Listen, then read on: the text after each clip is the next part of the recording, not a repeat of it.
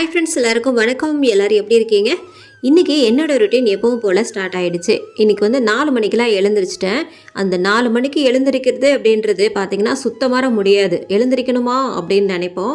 ஆனால் அது படுத்துக்கிட்டே இருந்தோன்னா தூக்கம் தான் வரும். டக்குன்னு எழுந்திரிச்சு வந்துடணும். அந்த இடத்த விட்டு நம்ம எழுந்திரிச்சிட்டு வந்துட்டாலே நமக்கு அந்த சுறுசுறுப்பு தன்னாலே வந்துடும். அது டெய்லியுமே பார்த்திங்கன்னா நான் எழுந்திரிச்சு அந்த மாதிரி வந்துடுவேன். அப்படி இல்லை நம்ம கண்ணை முழிச்சிட்டு திரும்பவும் படுத்துக்கிட்டே இருந்தோம்னாலும் வேலைக்கு ஆகாது. நம்ம சோம்பேறித்தனம் நம்மளை போட்டு அமுக்கும். அப்படியே கண்ணை அசந்து தூங்கிடுவோம். அதனால் அந்த பெட்டை விட்டு எழுந்திரிச்சு வந்துடுறது ரொம்பவுமே நல்லது. நைட்டே பூஜை சாமான்லாம் தேய்ச்சதுக்கப்புறமா ஈவினிங்கே பூஜை சாமான்லாம் தேய்ச்சிட்டேன். அதுக்கு மஞ்சள் குங்குமம் எல்லாமே வச்சாச்சு. ஆனால் இந்த பூ மட்டும் போடல. அதுக்கப்புறம் நம்ம வேறு வேலைகள்லாம் பார்த்துட்டு இருந்தேன்னா அப்புறம் முடியல. எப்படி பார்த்தாலும் நைட்டு 11 மணி ஆகிடுது. இந்த பாத்திரம்லாம் கழுவிட்டு அடுப்பெல்லாம் க்ளீனாக தொடச்சி வச்சுட்டு அப்புறம் பசங்க வருங்க, டியூஷன் போயிட்டு அதுங்களோட பிரச்சனையை கொஞ்சம் தீர்த்து வைக்கணும்.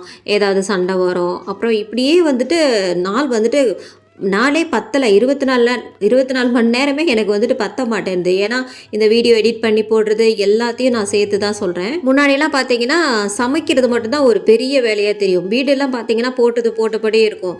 இப்போல்லாம் வீடு அடிக்கடி க்ளீன் பண்ணுறது, விளக்கு அடிக்கடி க்ளீன் பண்ணி துடைக்கிறது, வாசலுக்கு மஞ்சள் குங்குமம்லாம் நல்லா வைக்கிறது, அதுவே பார்த்தீங்கன்னா ஒரு மங்களகரமாக இருக்கிறது, அதுக்கு பூ போடுறது, இந்த எலுமிச்சம்பழம்லாம் கட் பண்ணி வைக்கிறதுன்ட்டு நிறைய விஷயங்கள் பண்ணிக்கிட்டே இருக்கேனா. அதுவே பார்த்தீங்கன்னா மனசு சந்தோஷமாக இருக்குது. நான் எப்படின்னா என்னோட லைஃப்பை இப்போ பிஸியாக வச்சுக்கிறேன். ஏன் பிஸியாக வச்சுக்கிறேன்னா அப்போ தான் நம்ம மைண்டில் மனசில் நமக்கு எந்த ஒரு யோசனையுமே வராது.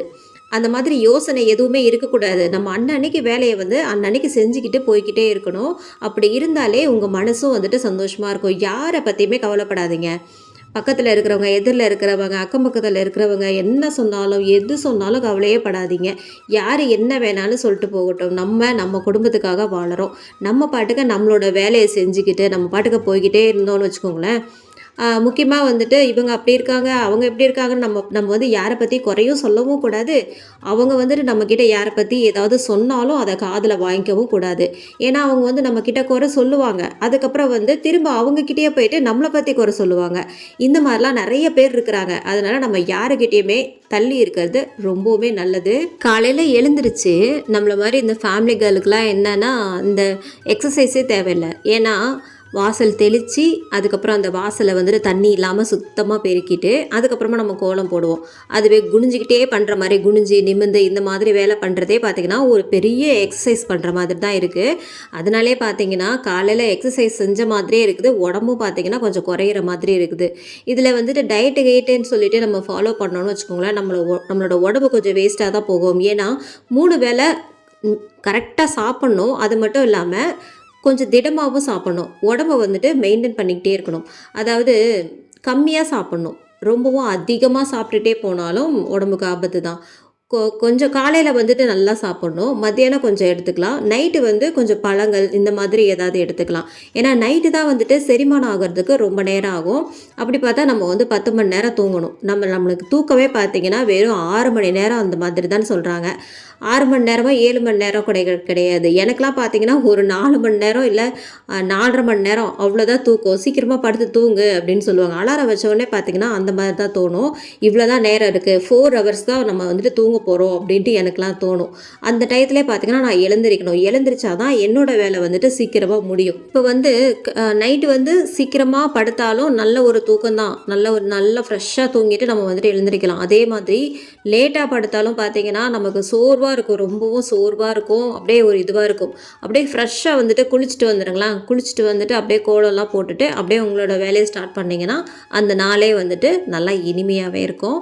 இது டெய்லி என்னோடய லைஃப்பில் நான் ஃபாலோ பண்ணிகிட்ருக்கிறேன். பொதுவாக இந்த வெள்ளிக்கிழமை இவ்வளோ வேலைங்கள்லாம் நான் பண்ணதே கிடையாது. காலையில் எழுந்திரிச்சு இவ்வளோ வேலைங்க பண்ணதே கிடையாது. கோலம் போடுவேன், ஓகே. ஆனால் அந்த விளக்கு ஏற்றுறது, சாமி கும்பிட்றதெல்லாம் இந்த கொஞ்ச நாளாகவே பண்ணிகிட்ருக்கிறேன்.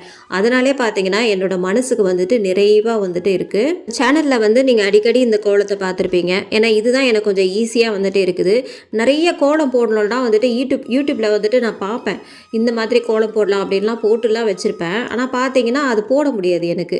ஏன்னா அது கொஞ்சம் பெருசாக இருக்குமா, அதை பார்த்து போட்டுட்டு இருந்தோம்னா கொஞ்சம் டைம் ஆகிடும். நமக்கு எதுக்கு கைக்கு வருது, கை வந்த கலைன்னு சொல்லுவாங்கள்ல, அந்த மாதிரி தான். எது நமக்கு ஈஸியாக வருதோ அதை வந்து டக்குன்னு முடிச்சிடணும்.